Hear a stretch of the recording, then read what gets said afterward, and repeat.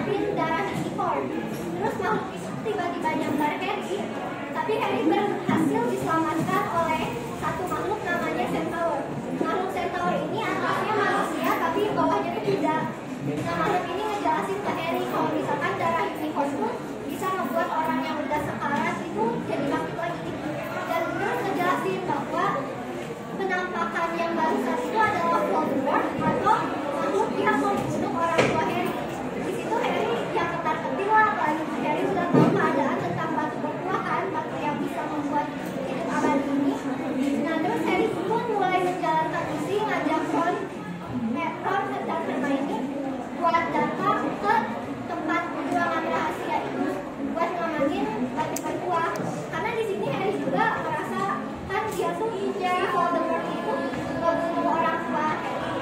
Harry juga pengen ada rasa membalas dendam kan, gak mau biarin begitu aja. Habis itu tuh mereka memasuki ruangan rahasia itu harus melawan anjing berkepala tiga raksasa itu sampai ruangan demi ruangan dilewati. Ron itu pingsan karena udah gak mau lanjutin. Hermione aja fisiknya udah lemah. Akhirnya Harry pun melanjutkan perjalanannya sendirian sampai di ruangan terakhir. Dia bertemu dengan salah satu profesor. Ruangan itu tuh gelap bahkan penuh api. Di ruangan itu profesor itu seperti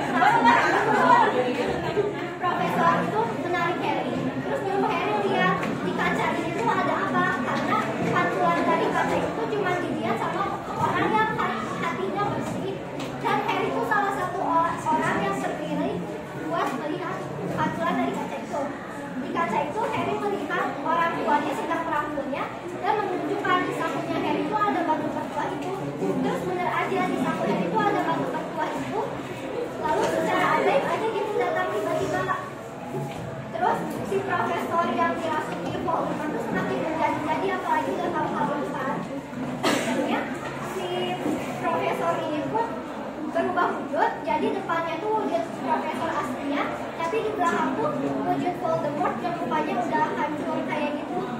Nah, habis itu mereka nyerang Harry karena pengen merebut batu ajaib itu, tapi secara ajaib tangan Harry tiba-tiba mengeluarkan semburan api panas. Terus si Harry megang kepala yang kerasukan itu. Akhirnya Profesor Quirrell mati menjadi debu dan Voldemort tetap ketayangan.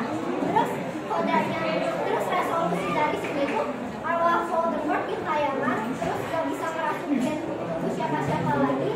Berarti Voldemort udah gak berdaya selain mencari hal-hal yang bisa membuat dia abadi. Dan karena mengeluarkan sihir itu cukup menghabiskan tenaga, itu pingsan.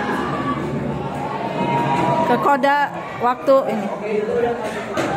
Nah, kodanya itu akhirnya Harry, Ron, dan Hermione itu dikasih apresiasi sama kepala sekolah. Mereka tuh dikasih nilai tambahan atas aksi heroik mereka. Amanat. Itu persahabatan antara Harry, Ron, dan Hermione menunjukkan betapa pentingnya teman yang setia dan bisa diandalkan, lalu tidak menilai orang dari luar. Hagrid manusia setengah raksasa dan Centaur manusia setengah kuda awalnya dipandang sebelah mata karena mengerikan. Ini mengajarkan kita agar tidak menilai seseorang berdasarkan penampilan atau prasangka. Nilai yang utama aja ya. Nilai